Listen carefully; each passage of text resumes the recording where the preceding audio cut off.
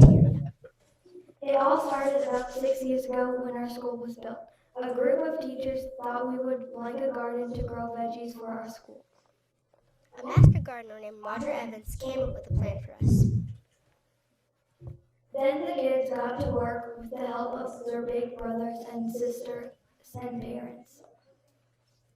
It was time to start planting seeds. Everybody helped. We started with lettuce and beans. Then we harvested and took what we had grown into the cafeteria.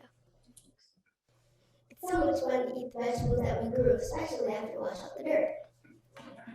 Sometimes we grow more than we can eat at the school, so we give away veggies to people who are hungry. We write down and weigh everything we harvest. Lettuce is one of our favorites. The students meet engineering to install a rain barrel to catch the rain off the roof. Then the Virginia Power Company gave us solar panels to pump rainwater into a 500-gallon tank that the Moore family donated. Now our garden is self-sustaining, and the vegetables don't use rainwater. At least well, so. Here are some of the veggies we grow now. Do you recognize them? Beans, kale, broccoli, Swiss chard, rhubarb, cauliflower, and lettuce. But here's a favorite crop. Can you guess what it is? You have to dig it out of the ground. It tastes like people like his work. Did you guess? Sweet potatoes, and some of them are pretty weird looking. Last year, the first lady Virginia helped us dig. She found one of the largest ones. Then we carried them into the cafeteria. All the veggies are 5 pounds of them. Then the kids in the green club wheat and cut up the sweet potatoes. And it turned into a sweet potato pie. It was awesome. My name's Akila. I'm on the left. My name's Jade, I'm on the right. Love my garden. And our fruits and vegetables.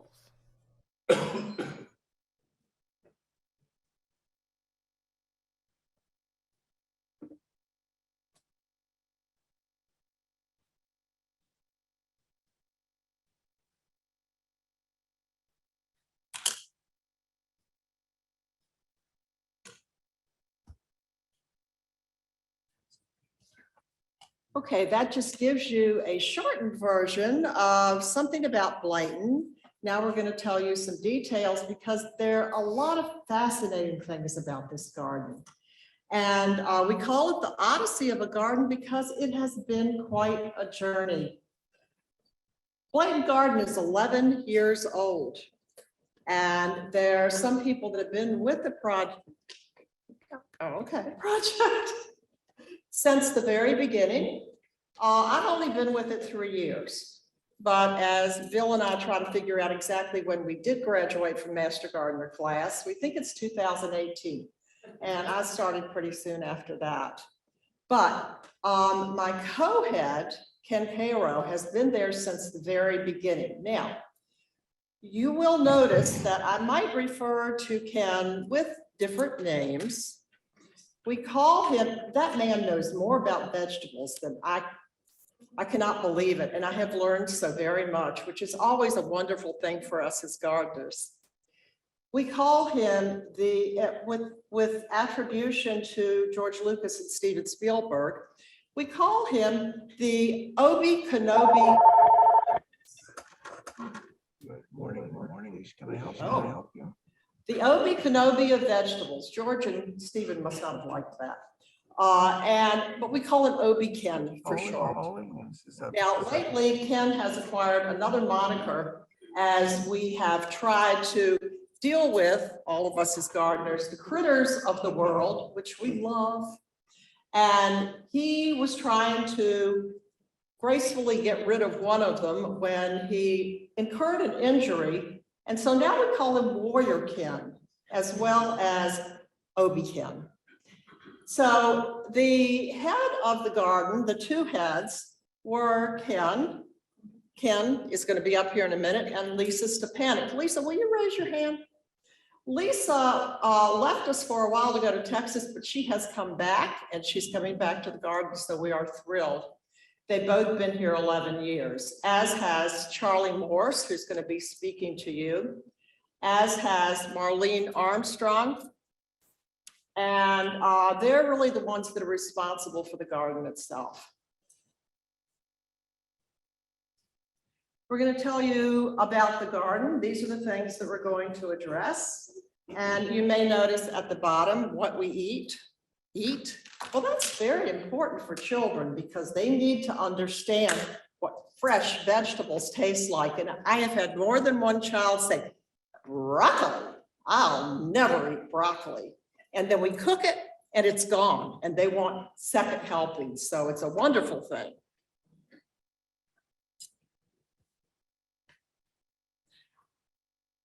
When I tell people that I work at Blayton Garden, they say, where is that?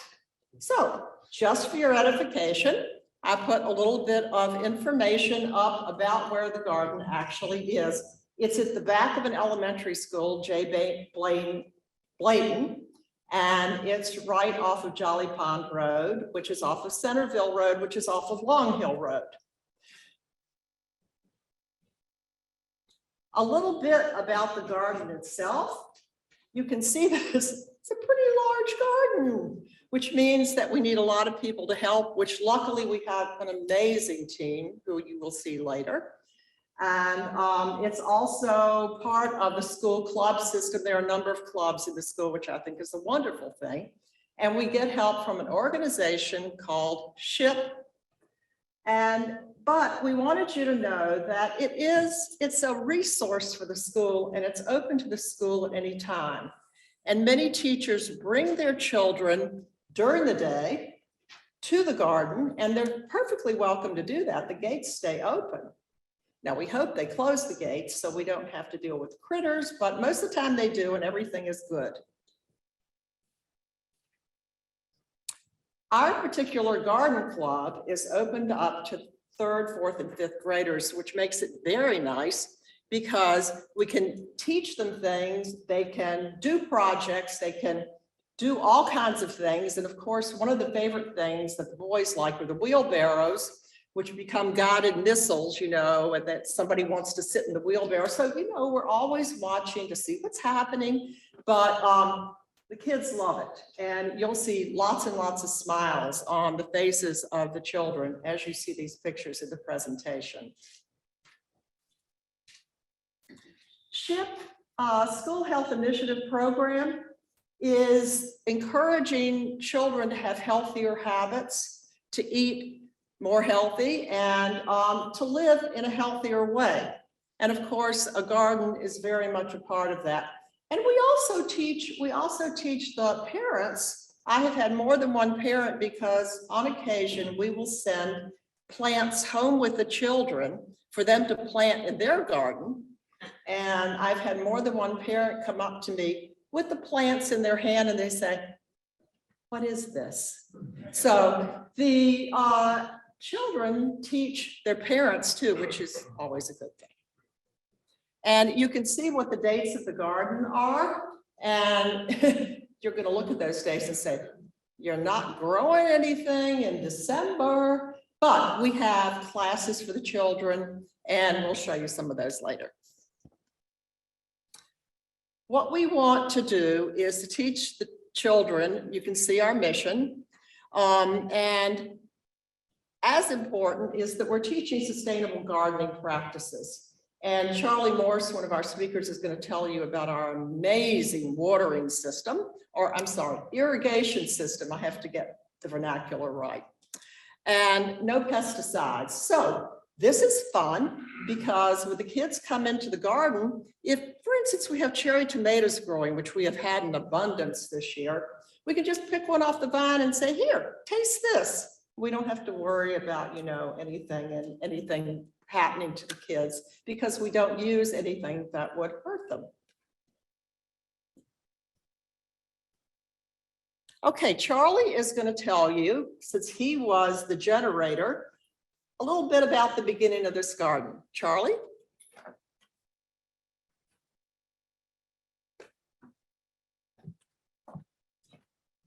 Thank you, Pam. So let's go to the next slide. This is what the garden looked like 12 years ago, this past August. There it is out in the distance. From the garden, oops, how do I go forward? This is where the garden is now, and we're looking at the school. 12 years ago, this August, actually last week, 12 years ago, the teachers all assembled in that school. We were all new teachers to the school, and the principal wanted to get everyone to know each other. So we had a week of kind of activities to do before beginning our teaching. And one of the activities was a team building exercise in which each of the teams came up with some kind of extracurricular activity that the kids could do that would make their school a better place, a little more fun for the kids. And my team, the centers team, which is art, physical education, library, centers, and computers, which is what I did. We came up with the idea of having a school garden. And when we made the presentation, the teachers thought, well, this is a pretty good idea. We could do some science in the garden. We can have an outdoor classroom. We can present the plant SOLs. And the principal was supportive. So we said, let's do it. What's the first thing you would do when you want to plant a garden? You get the master gardeners involved, which is what we did. So we called in, we spoke with Roger Evans, who was then the president, Jen Rose Lassinger, who's famous in this town for starting Maddie's Garden. And they were very supportive, and Roger was so supportive that he designed it for us. And here's the first design. This is in the location that you saw from those first slides. And we said, looks good. Let's get started. First step, check out the ground. Doesn't look doesn't look like we're going to be growing much in that ground, which was mostly scraped when the construction was taking place. They scraped off the topsoil. So we knew we needed raised beds, and we appealed to SHIP, and they funded all the raised beds, had them constructed, and even put up a little grape arbor in the background for us there. But to protect these beds and to protect our garden, we needed some additional equipment. And to have a good outdoor classroom, we needed a structure. And fortunately, there was money left over from the construction of the school. And we were able to build this shade structure, 18 by 24, nice big one. We were able to put up a shed. And most importantly, for all of you who try to grow gardens without a fence, we needed a fence to keep the deer out. It was a 5-foot fence, and we shortly realized we needed to raise it a little bit higher to keep the deer from coming over the fence. We also found out a few years later that groundhogs can climb fences. So if you don't know this, we actually have a picture of a groundhog climbing over our 5-foot fence 2 days in a row at 5 p.m. dinner time for the groundhog. SHIP also provided us with what we needed inside the beds, soil, compost, and then mulch to provide walking spaces. Then it was time for the humans to get to work. I mean, the people who were going to put this together. And up there on the left, Ken and Lisa were our leaders, and we were very happy to have them, and they stuck with us through thick and thin. You'll also see families, the kids of the older brothers and sisters, students themselves, and parents, and we all settled in for a pretty long day of work. And this is a shot of our group. If you look closer, you'll see Ken and Lisa and me and Marlene and students from William and Mary and the kids from the school. So this was a very successful start. and I'll let Pam take it from there for a minute. This is a large group of people that helped, and obviously with any project, as you know, not everyone shows up all the time. So these people definitely did the work and made the beds, because in Virginia, we love clay. And so we had to put everything in the beds and make the beds. But as with any project, there are people that are instrumental in making things happen. And I wanted to, again, tell you that Obi Ken, first co-lead, and Lisa, first co-lead. Charlie, he didn't mention it, but he actually had the idea. It all came from him. And Marlene Armstrong was the PTA president at the time. Thank goodness, because she got us funds, she wrote grants. And I should also mention that these 4 people had been continual members of the garden, helping the garden. So it wasn't just they were gonna, you know, cut and run.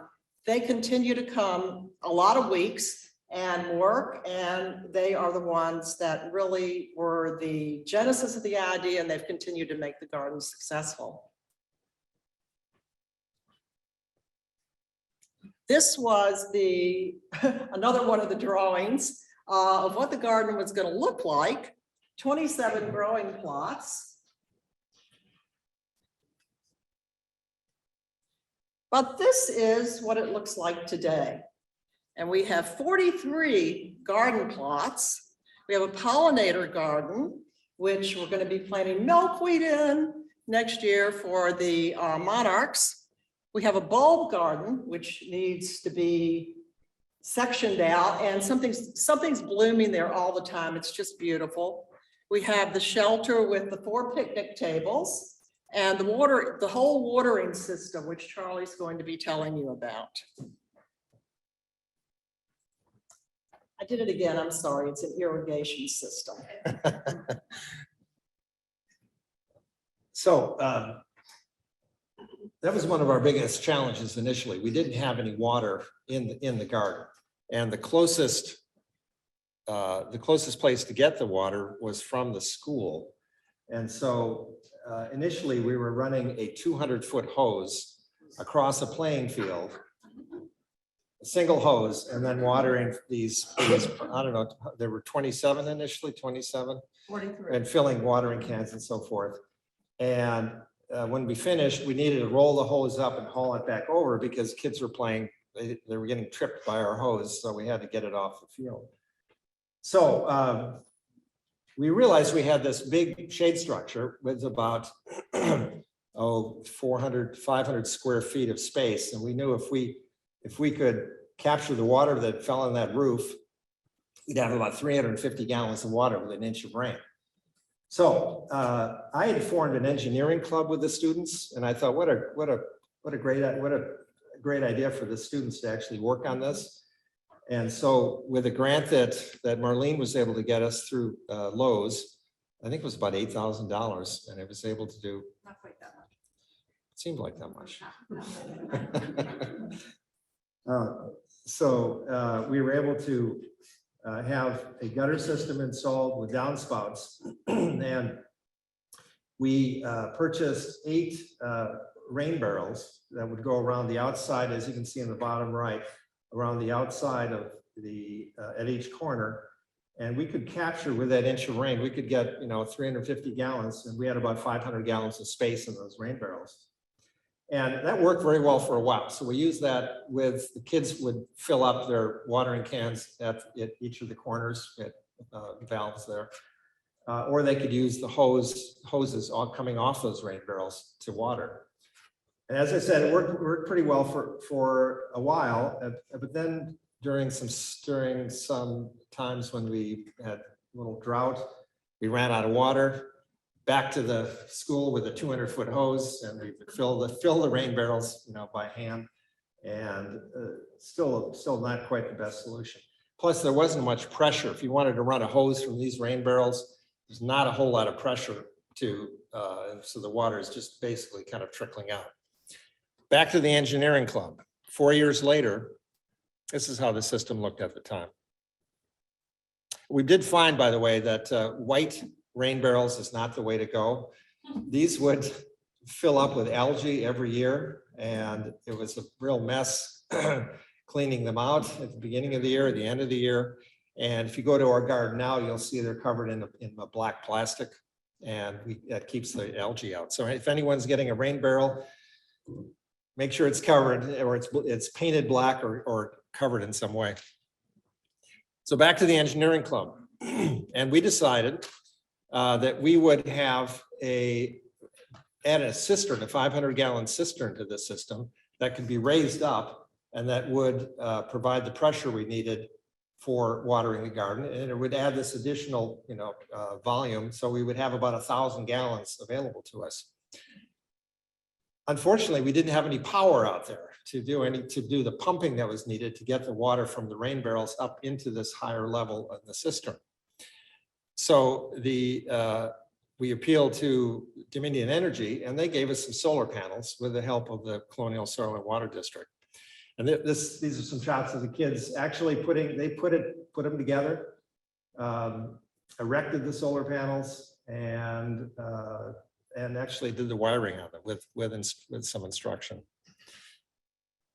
So this is on the right-hand side, you see the solar panel installed. On the left-hand side, you see our 500-gallon cistern, which was decorated by the art teacher at the school, and the Moore family in the picture below donated this in the name of their grandfather, who was a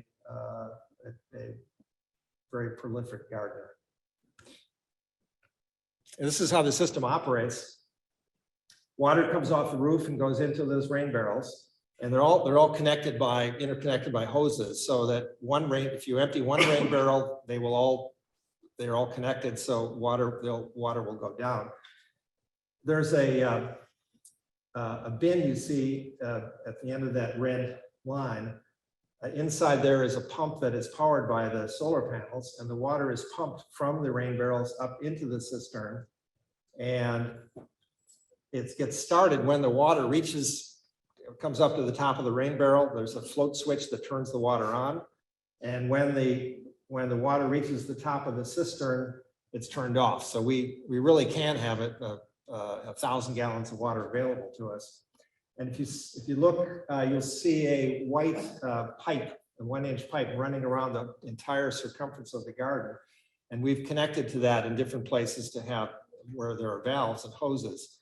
And so the kids now can water from any place in the garden. And there's really pretty good pressure when these tanks are full. And so we've had, for 6 years, this has been operating. I think we've only had to change a battery one time, I believe. So it really is a robust system that does work. And I think we've only had to go back to the hose system just a couple times in the course of those years during some periods of real drought. So it's a great teaching for the kids in the school. This is a great teaching system to talk about what solar power can do, to talk about volumes of water and what kind of volume comes off the roof. So it's a great place to. And water conservation. Exactly. I mean, why should we waste chlorine treated water, city water, when we have water that's right on the site? That's really a great point, because they talk about the 3 hours in grade school: recycle, Reduce, recycle. Thank you. Reuse. Reduce, recycle, reuse. Yes. And so that's something we have emphasized. Hey. Mr. Ken.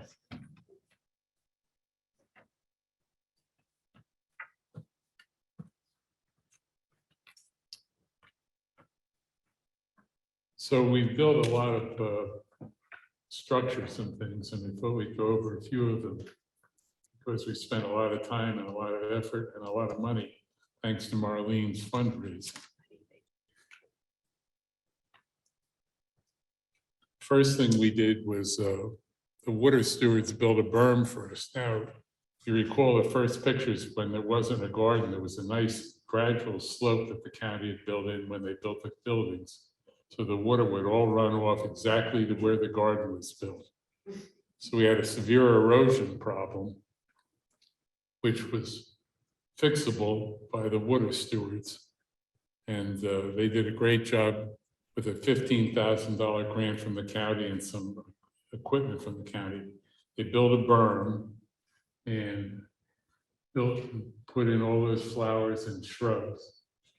And if you look in the center, you'll see a picture of the water not running into the garden, but running down in front of the berm from Hurricane or Superstorm Sandy. Some of those people that were involved in that are still master gardeners.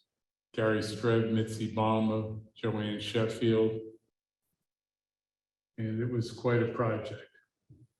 Unfortunately, over time, soccer balls have knocked out a lot of the plants, and the people who cut the grass didn't seem to notice that there were bushes there, so there's only one shrub left. So we built a shed. We got the shed parts for free from Lowe's, but we built it over two weekends. It's a picture of Charlie and a friend of mine, Marlene's husband, and myself.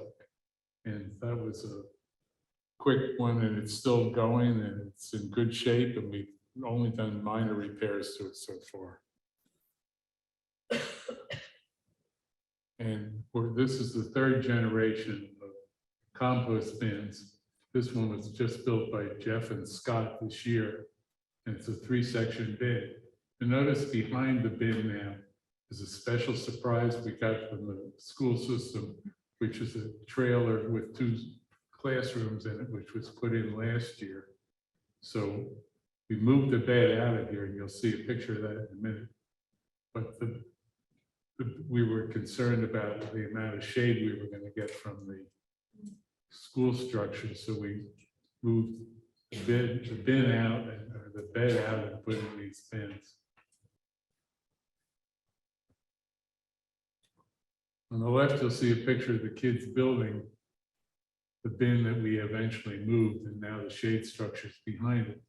And on the right-hand side, the kids were building a trellis for the raspberries. One of our biggest jobs was building and filling the asparagus bed, which is a raised bed. Since I had heard that, well, I knew that asparagus had deep roots, but I didn't know how deep. We built a 30-inch, 36-inch bed. And this is a couple of kids from the Williamsburg Chapel. There was a group of 8 or 10 of them that came out. Building the bed was not a big deal, but filling the bed was a mammoth deal. And I thought we were going to have to drive the kids home because they were so exhausted after half a day of hauling dirt into that bed. And this is the bed that we moved, and this was this year that we moved the bed, and it's now full of sweet potatoes. You can see Pam hamming it up as usual. So what do we grow? Well, you can read the list of what we've grown this one particular year. Every day we try and weigh the vegetables that we grow. And this was a compilation of 1 year's vegetables and fruits and flowers. Up on the left is a picture of kids with a great carrot crop. And on the right-hand side, on the top, you can see a little girl. She's just picked some broccoli. But we try and make use of our beds in multiple ways. So behind it, you can see that we have peas growing at the same time we have broccoli. On the lower left, we have a scale with the white potatoes on it. And on the right, radishes, which are quick and the kids love to eat. So this is the first asparagus spear of the year coming up on the left. And on the right-hand side that's about 2 weeks ago. That's what the leafed out asparagus looks like when we let it go to seed. In probably the middle or end of October, we'll cut it down. The kids will cut it down to the ground, and we'll start over, put more compost in, and be ready for next year. So one of the fun things we grow is watermelons. And the bottom picture is a picture of Marlene and 3 of the kids with regular watermelons, which we did not plant. We assumed that a teacher had a party out there in the shade structure one day. A lot of seeds were spit on the ground, and that's what we got. So we had a contest for the kids to figure out what that big watermelon that Marlene had, what it weighed, and the winner is the kid up there on the left-hand corner. And she got to take home one of the watermelons that we grew. And you can see the joy in her face. And the right-hand side is a picture of the kids digging up sweet potatoes, which of course is one of their absolute favorites. Charlie assures me that one year we did do more than 175 pounds, that we actually grew 212 pounds.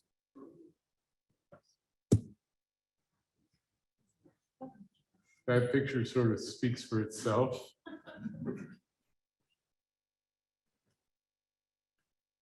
And we've had some experiences with gourds and loofahs.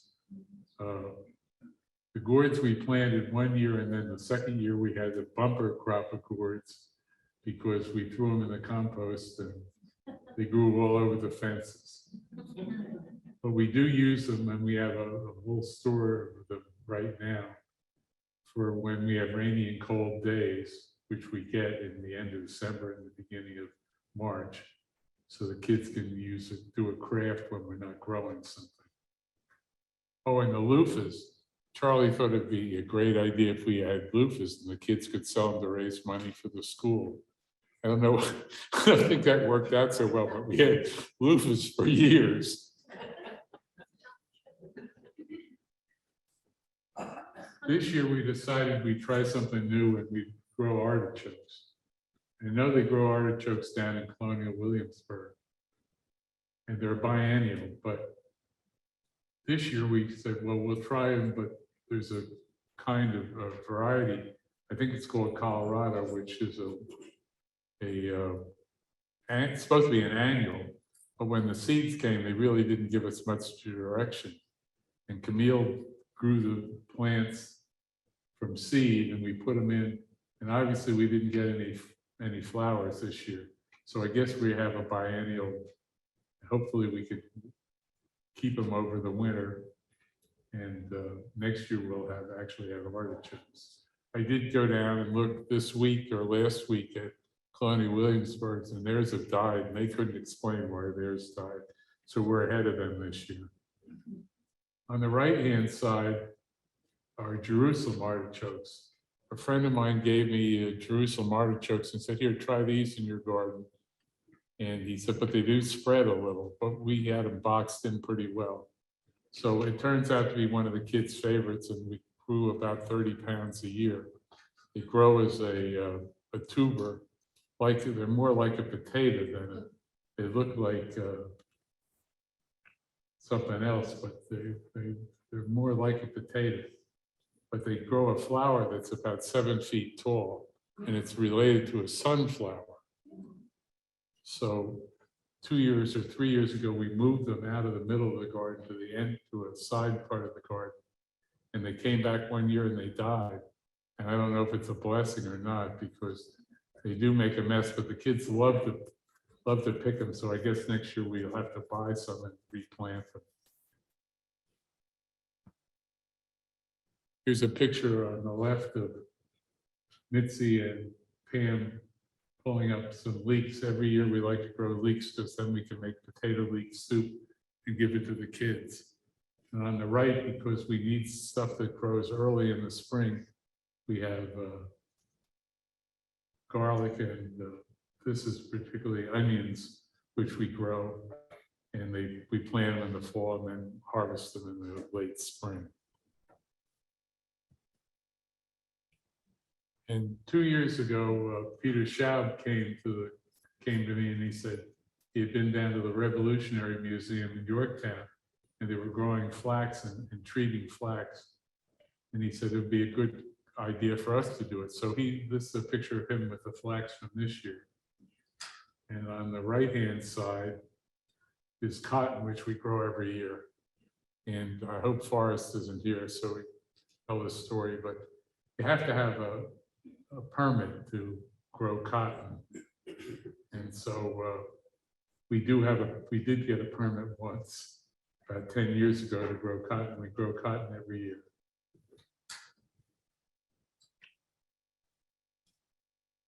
We grow lots of herbs and things. And one of my favorite things to do with the kids in the garden is when we take them on a tour of the garden, let them taste some of the herbs. So you give them oregano or something and so does this taste like pizza? And oh yeah, this is pizza. And stevia, which is NutraSweet when it's ground up and dried out, is very, very sweet. So they can't believe how sweet that is. The lemongrass I usually make lemongrass soup every year. Let them taste the grass before it's in the soup. That's a picture of the pollinator, Pam's pollinator bed.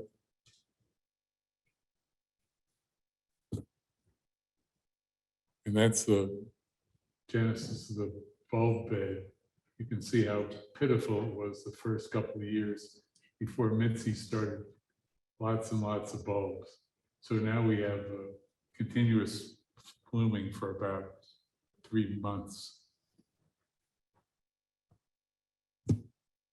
So what do we eat? Well, the first year we pretty much grew lettuce because Lisa and I were sort of picked out to head up this garden by Roger Evans. I hardly knew Lisa, and all of a sudden we had an assignment. And so we grew lettuce because that was what we could grow by the time we got the beds filled and everything. It's the kids with the first crop of lettuce. And they made a school salad. That's the principal and the assistant principal with the salad the day that they served it to the school. We like to give the kids something to eat from the garden every garden day. And these are some of the things we've done. And that's Laura, I think she's given them snow peas. If something needs to be cooked, we can get into the teacher's room and use the microwave and cook it, put butter on it. The kids tend to love it. Well, one of the things I've done with the Jerusalem artichokes is make chips out of them, like potato chips. And they, of course, anything with salt they like. We have peanuts that we grow every year so we can have roast peanuts, and we are careful. We've never had a kid with a peanut allergy.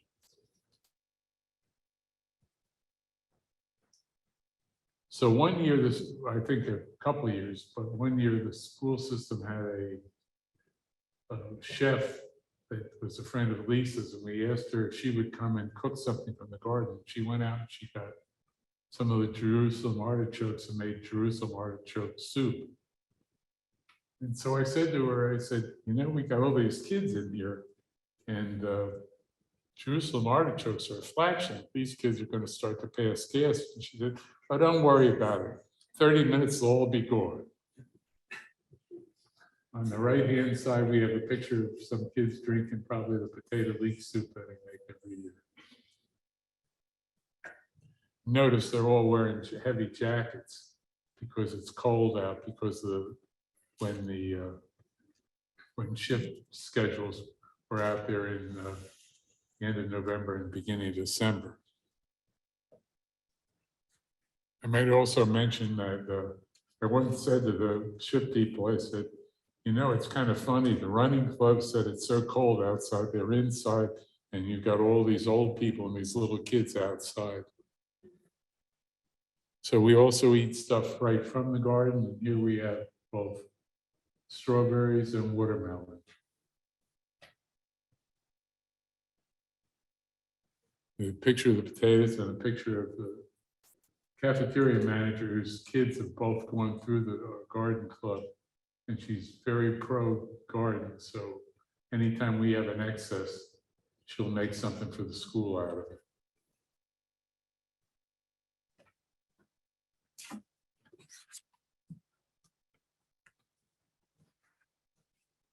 Being master gardeners, naturally, one of our missions is to teach.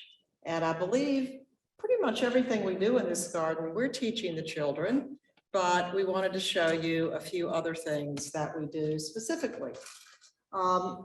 First on the list is safety. And we start off every garden session with a little introduction, a little something about a vegetable, but this was the first of the year. Because at the first of the year, every year, we establish a list of safety rules for the garden. And it's fun having third, fourth, and fifth graders because we have a lot of repeats. And we have the fifth graders come up and help us instruct the third and fourth graders, which of course they're so much older, so they think they should be able to do that. And they do. And here I am, not really, but sort of demonstrating the way that you are supposed to place a pitchfork on the ground and in the shed so that the tines are facing down so that you don't step on them and get bonked in the head. And we have a slight demonstration. We don't really bonk anyone, but we have a slight demonstration with the kids and they get a real kick out of that. So this safety list of rules goes with us the whole year. And we mimeograph that, we post it, and we review it periodically for the children.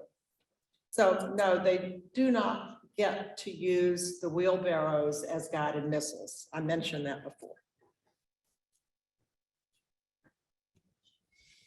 We teach about standards of learning. Any one of you that are teachers know about standards of learning tests the kids have to pass every year. And in their science, they do a lot of things with soil, with what is in the environment and how to grow things. And so we help that along. This is another picture of Charlie with the water system explaining that. And on the right, you will see, this is not ours. This is a donation from the county. But in the middle is one of my favorite pictures. Kids are fascinated with worms. And this year, COVID, we didn't have students, but we had several classes come in while we were there. And this was a second grade class. A teacher had brought the class in. And so some of our interns, Elizabeth and Terry for sure, I believe are in the picture. It's hard to see who else is there. But the kids got down, as you can see, on their hands and knees, and they were just digging with trowels and their fingers. And when they found a worm, a worm, a worm, and they're so excited. And I think that's great too.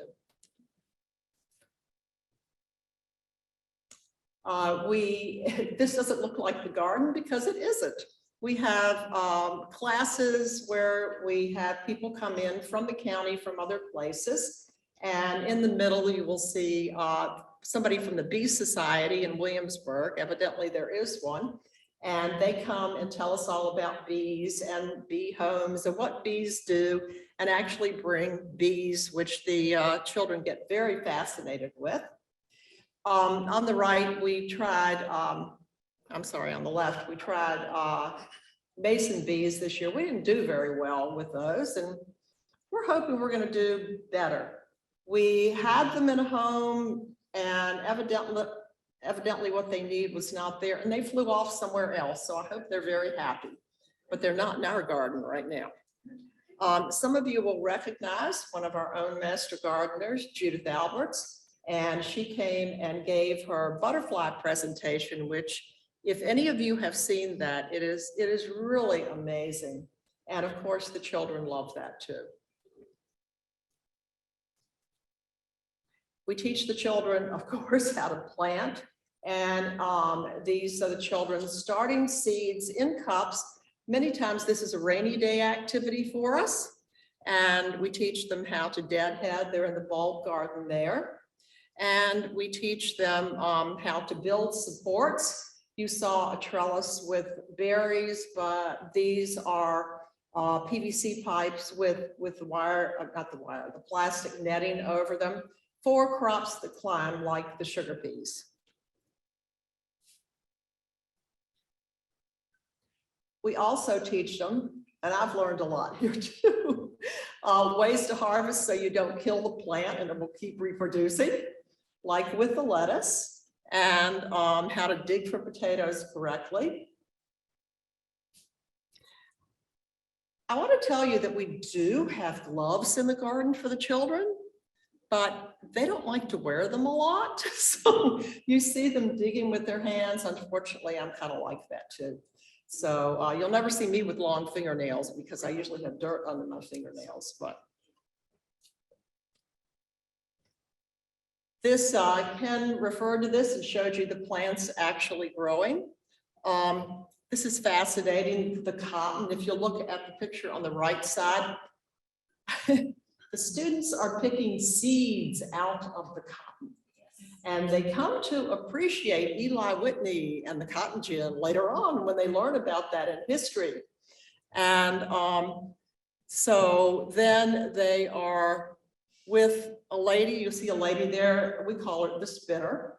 And she comes every year and shows the children with a spinning wheel how to actually make the thread that's made into the material, that's made into the clothes, and they get a real appreciation for what it was like back in colonial times and how fortunate we are today that we don't have to do this. But she also has a technique with 2 Q-tips where each child takes a little bit of cotton, can actually spin a thread.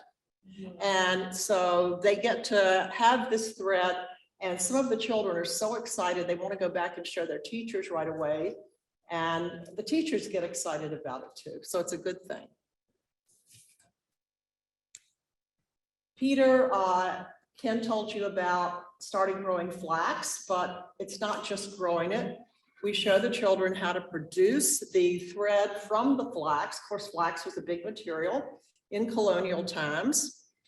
Peter found how to make a machine that was actually in use. It's a pounding kind of machine, and you have to take the long stalks and pound the stalks, and eventually you get something that is very similar to thread, and you can see in the picture of the boy, he's actually making those fibers into thread. And then we had our spinner take some of the flax and actually spin from that. Okay. I would be very remiss, and I am not going to be remiss, in saying that at Blayton we have a good time and we believe in celebrating. And so we do quite frequently. You can see what the garden was when it began, and you can see a picture of, we showed you lots of pictures of at least part of what it is now. Our latest celebration was for Ken, who had been at the garden for 11 years. And we had a program where people came and actually spoke. And Ken had an award, and I'll show you that more closely in a minute. Again, remember, this was last year, so we're still in COVID. You know, we didn't have the kids, but Charlie was able to get some special dispensations for the whole 2nd grade class to come out and sing a song to Ken in celebration of Ken's accomplishments, which, I mean, 11 years is a long time. And this is a little close-up of Ken, and we're really excited about this picture because if you look very closely, you can see Ken smiling. So we think that's a good thing. And he is pointing at the sign that is now on the shelter that is dedicated to him, and it's called Ken Cairo's Classroom, because we've all done quite a bit of instructing in this area.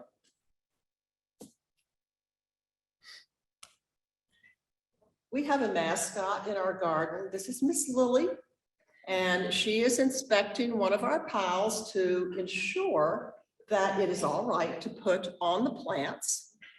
And I have it on good authority and documented with a picture that a couple days ago, Miss Lily inspected our bird bath to make sure that the birds would fit in the bird bath. And she said that that was a good thing. And of course, Miss Lily gets a little bit of help from other people.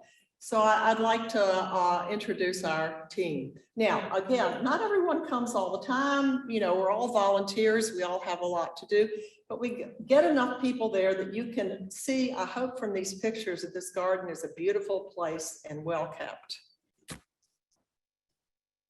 So let me tell you who's on our team. And this is not everyone by any means over the years. It's been going on for 11 years, so people have come and gone, of course.